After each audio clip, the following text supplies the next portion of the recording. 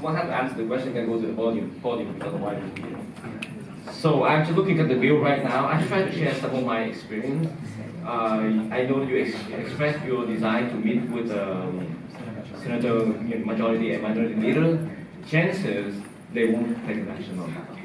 So you can come, they will receive you, but they will. What you should do is should speak to whoever is the chairperson of the committee, the Foreign Relations Committee. And I, on my side, I will try to help push with Marco Rubio. He's part of that. He's my senator, and he is in that Foreign Relations Committee. So those are the persons you have to push, but not the majority leader. They will wait to see whether how the rest that they will give they will not commit to anything. Thank you.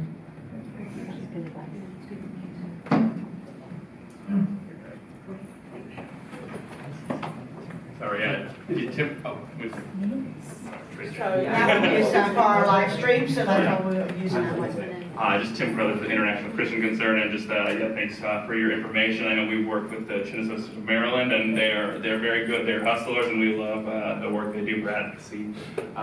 We've been in conversations with them about the Burma Act on the bipartisan nature of it. I know it's been explained to us that the House side, even though it was kind of pushed, or the Republican side, the bill was pushed without Republicans fully signing off on it, and I guess there is possibly some political tensions there. However, the House bill did come through bipartisan, and I know it's been referred to the Senate Foreign Relations Committee, and so we expect HR 5497 to be the one that is amended going forward. And we've heard rumors that it could be in the next couple of weeks that they do the markup, because it was hinging on the National Defense Authorization Act. There was a briefing that was articulated that had to go, and people were saying that Republicans were waiting to get the full story because they felt the bill might have been rushed. And so now that took place, I believe it was May 27th, that they do expect maybe to see some Republican attention. But at this point, we have been in conversation with a couple different members on that party, and it has just been slow to get their backing, and we're not entirely sure on the full explanation. Aside from, I know that there was concern that it might have just been rushed without their full input, and I think having those committee meetings will be an area where there could be some changes and maybe some revisions going forward. And so that's a little bit of our assessment going forward. But we really appreciate the efforts of the Chin Association and everyone who's really feeding into it and pushing this, because we do see it as something that would be very beneficial for this conflict going forward. So thanks.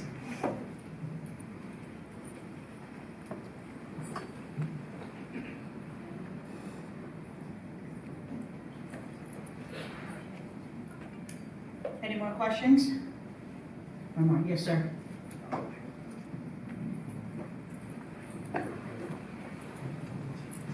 Actually, I don't have any question, because most of the questions have been already asked by these ladies and gentlemen here. But however, I just only have one thing I would like to say is congratulate on what are you doing here, what you've been doing.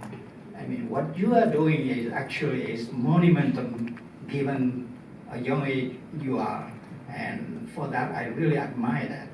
And that's all I can say is, I can wish you well and keep up the good work. Thank you so much for sharing. Absolutely, I think everybody agrees with that. Great job for you guys for being so young and taking charge. So any more questions anybody would like to ask, or comments? We will take comments as well. One comment here, dear. Thank you from ICC for inviting me. Thank you.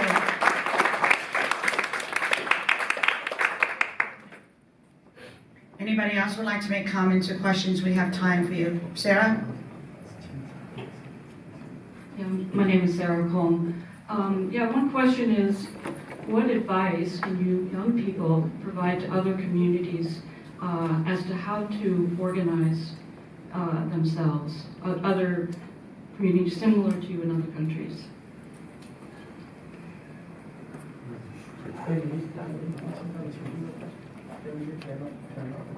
One advice I would give is, even when it looks like there's nothing being done, if you don't take charge, you have to have the mindset that no one else is going to take charge.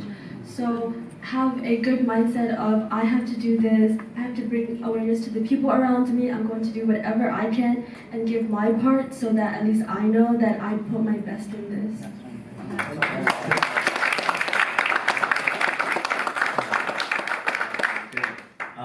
Adding to what she says, we do have to be the ones to stand up. And of course, we have our youth. And what we need to do is, for my personal belief, we need to tell this to every person here, to our younger kids, to anybody. And I have a fourth grader. She's a sister, and that she's the only sibling that I have. And one day we were just sitting around, and she asked me, "Hey, brother," and I said, "What?" And she goes, "Why do we eat rice every day?" And if you think about it, it's like, oh, come on, we eat rice every day. But then I told her the reasons why we eat rice every day. I told her that we have to self-sustain ourselves. We don't have the dollars, we don't have the markets there, and where I used to grow up about 12, 13 years ago, we didn't have electricity in my town. So it was hard to find food, do all that. And so when they ask questions like that, I think we need to teach them our culture, teach them all those things so that in the future they can step up as well and be able to teach other people as well. So they can spread awareness and, yeah, you speak. Oh, okay. I thought you had a question, I'm sorry. No, not a question, but comments about culture. Because we come from a culture that we have to keep silent about our problems. Yes, And ma'am. learning how Yes, ma'am. to speak to everybody our problems is a great learning. Even with young age, I think that you'll have a great learning about that too. Speaking out is really a problem for us. All right, we're gonna end here with everyone needs rice, right? Yes, rice. I agree with that 100%. We're gonna have one more comment here, and we're gonna break out, and we'll just come back. Thank you. Can you please go back to the Pastor Biahong? Okay. Fortunately, we have here the brother of Pastor Biahong,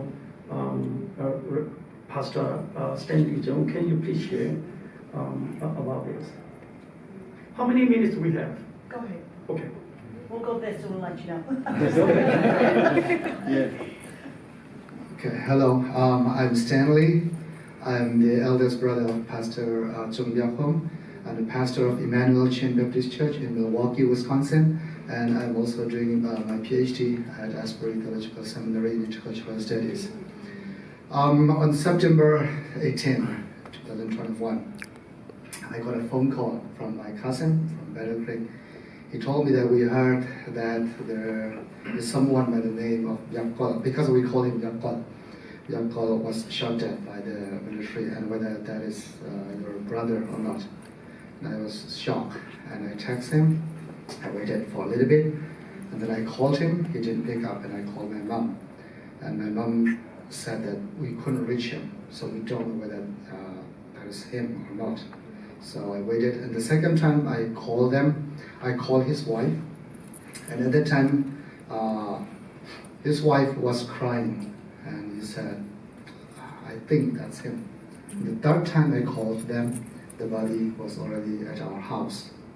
It was very difficult, and it was very shocked, because normally, as he's a pastor, he's always willing to help other people.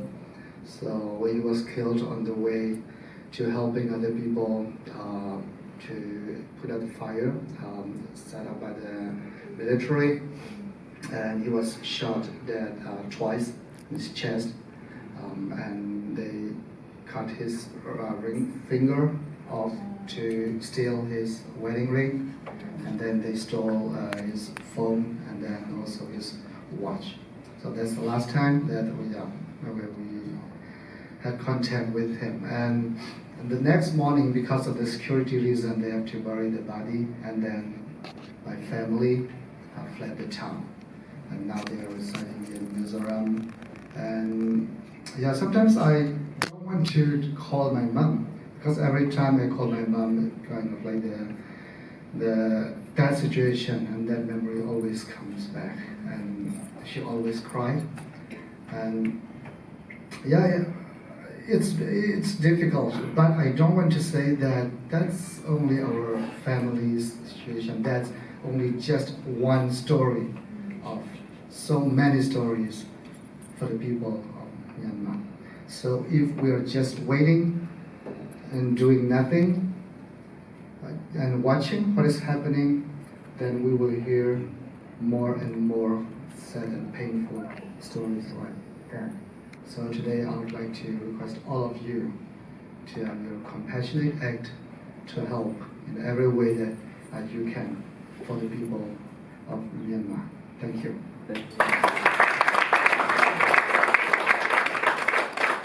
Absolutely. Thank you so much. Linda, go ahead and take us home. Great. If there's no more questions, I just want to remind everyone that we do have copies of the report that we use to get our information, and a lot of our presentation information is from that report. So if you want more information, learn more about it, please feel free to grab a copy. Thank you so much once again for your attention and for your time. Thank you. Thank you. All right, everybody, we ask you to